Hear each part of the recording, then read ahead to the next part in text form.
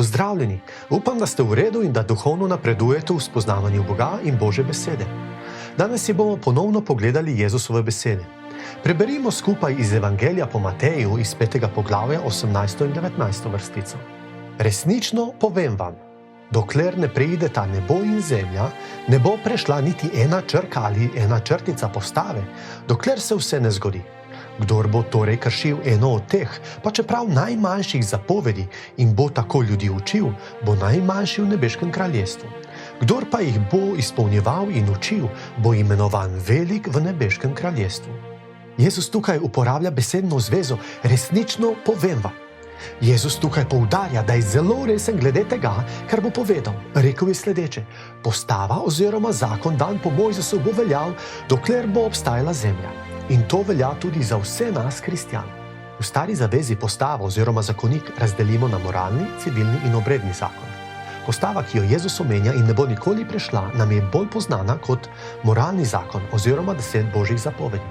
Skrajšane verzije, ki jih nekateri poznajo na pamet, ne povedo vedno vsega.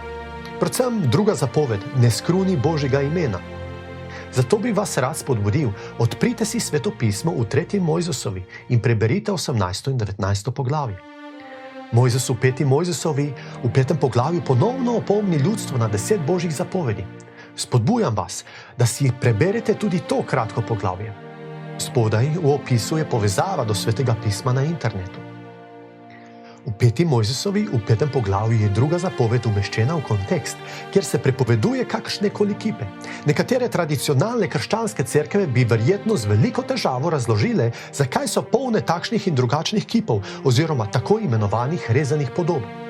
Mojzesova postava in sam Jezus s tem, ko potrjuje postavo in moralni zakon, to izrecno prepovedujeta. Ne delajte si rezane podobe, ničesar, kar bi imelo obliko tega, kar je zgoraj na nebu, spodaj na zemlji ali v vodah pod zemljo. Ne priklanjaj se jim. V poglavju pred tem pravi: zelo pazite nase. Ne spridite se in si ne delajte rezane podobe v obliki kakršnega koli kipa, podobe moškega ali ženske. Ta moralni zakon je še vedno veljaven in Bog bo vse ljudi sodil po njem nekega dne, ko stopimo v večnost. Hvala Bogu, da danes živimo v obdobju milosti in nam Bog, ko pridemo k njemu in ga prosimo odpuščanja med drugimi grehi, odpusti tudi greh čaščenja malikov, seveda, če ga za to prosimo. Vsak od nas bo Bogu dal odgovor za svoja dejanja, zato se potrudimo živeti po Božji besedi po svojih najboljših močeh, s pomočjo Svetega Duha. No, ne glede na vse povedano, moramo poudariti, da človek ni odrešen po delih, ampak izključno po Božji milosti. Jezus je prišel, da bi dopolnil postavo s tem, da je vpeljal milost na svet po svoji žrtvi na križu.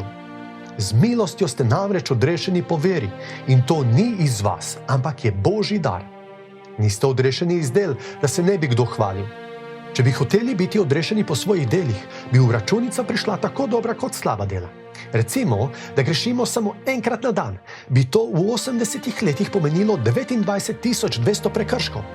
Če se ti v življenju nabere 10 milijonov dobrih del, si še vedno kazensko odgovoren za tistih 29.000 prekrškov. Kazen za greh pa je smrt, pravi svetopismo. To je večna ločenost od Boga in vsega dobrega. Pri Bogu pa prekrški ne zastarajo, kot je dostikrat slučaj v našem sodstvu. Zato smo lahko odrešeni izključno in samo po veri v Jezusa Kristusa in ne zaradi naših del. Odrešenje zadeva našo večnost, ko bomo nekega dne odšli iz tega sveta. Če smo pod milostjo Jezusa Kristusa, bo Jezus na sodni dan rekel: za tega sem jaz plačal kazen in ga opral s svojo krvjo.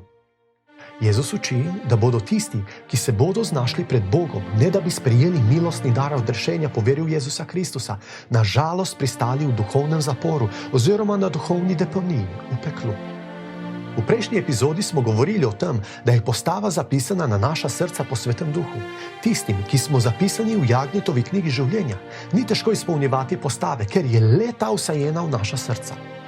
Nadvse pomembno je, da svoje življenje, verske prakse in prepričanje primerjamo z učenjem Jezusa Kristusa in apostolov. Če živimo v skladu z evangelijem, je pohvale vredno.